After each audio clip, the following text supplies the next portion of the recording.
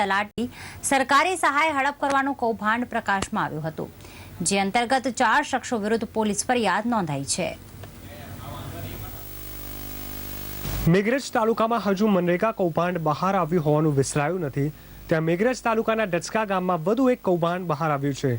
મેઘરજ તાલુકો કૌભાંડીઓ માટે સ્વર્ગ બની ગયું હોય તેમ વધુ એક કિસ્સો પ્રકાશમાં આવ્યો છે।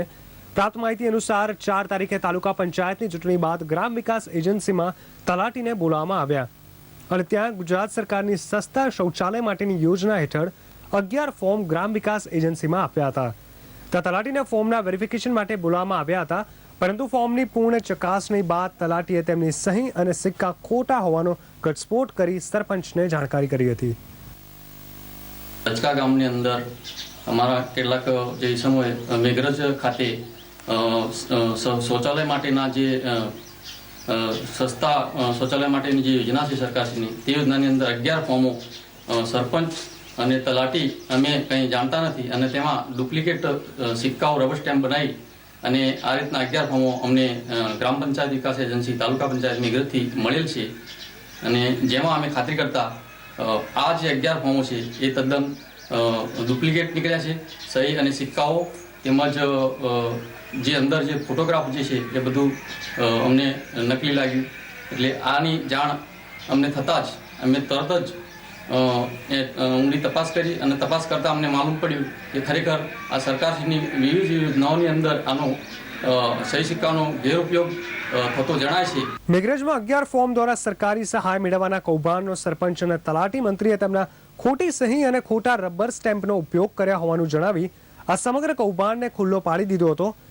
નકલી સહી, નકલી સિક્કા અને નકલી ફોટોગ્રાફરને આધારે રચવામાં આવેલા ષડયંત્રથી હાલ તો સમગ્ર વિસ્તારમાં ગમગીની છવાઈ ગઈ છે। ડચકા ગામના સરપંચ કનાયાલાલ વજાભાઈ વણઝારાના ફરિયાદ આપેલ છે।